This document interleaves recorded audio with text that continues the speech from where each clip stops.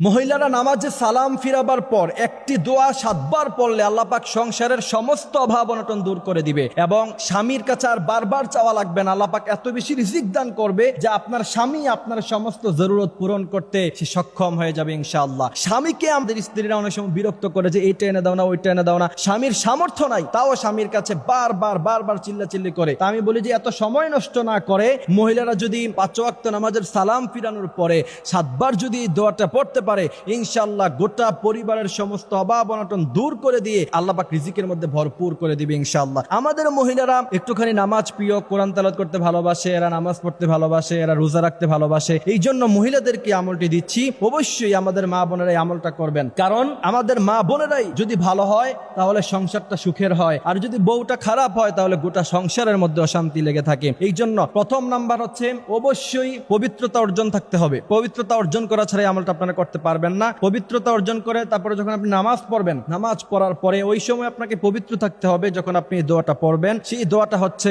7 বার করে পড়বেন 5 ওয়াক্ত নামাজের পরে। ইয়া কাদিয়াল হাজাত, ইয়া কাদিয়াল হাজাত, স্পষ্টভাবে শুদ্ধভাবে লিখে নেবেন ইয়া কাদিয়াল হাজাত। এটা সুন্দরভাবে মুখস্থ করে লিখে নিয়ে তারপর ইনশাআল্লাহ আপনারা প্রত্যেক নামাজের পরে ইয়া কাদিয়াল হাজাত 7 বার করে পড়বেন এবং 3 বার পড়বেন আস্তাগফিরুল্লাহ রাব্বি মিন কুল্লি যামবি ওয়া আতুবু ইলাইহি লা হাওলা ওয়ালা কুওয়াতা ইল্লা বিল্লাহিল আলিয়্যিল আযীম। এই 3 বার আস্তাগফিরুল্লাহ পড়ার পরে ইয়া কাদিয়াল হাজাত পড়বেন। এরপরে দুরূদ ইব্রাহিম পড়বেন, দুরূদ শরীফ পড়বেন সাল্লাল্লাহু আলাইহি ওয়াসাল্লাম। নবী করিম সাল্লাল্লাহু আলাইহি ওয়াসাল্লাম বলেন মান সাল্লা আলাইয়া ওয়াহিদাতান সাল্লাল্লাহু আলাইহি আশারা, যেই ব্যক্তি একবার আমার উপরে দুরূদ পড়ে আমি আল্লাহ পাক তার উপরে 10 বার রহমত নাজিল করি। সুবহানাল্লাহি ওয়া বিহামদিহি সুবহানাল্লাহিল আযীম।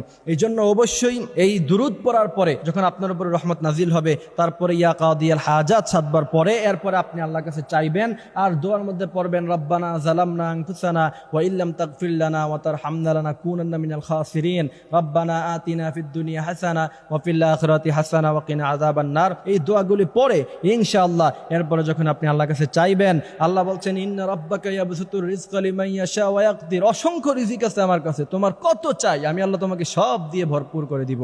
সুবহানাল্লাহি ওয়া বিহামদিহি সুবহানাল্লাহিল আযীম। আল্লাহ পাক আমাদেরকে আমলগুলি করার তৌফিক দান করুক, আমিন।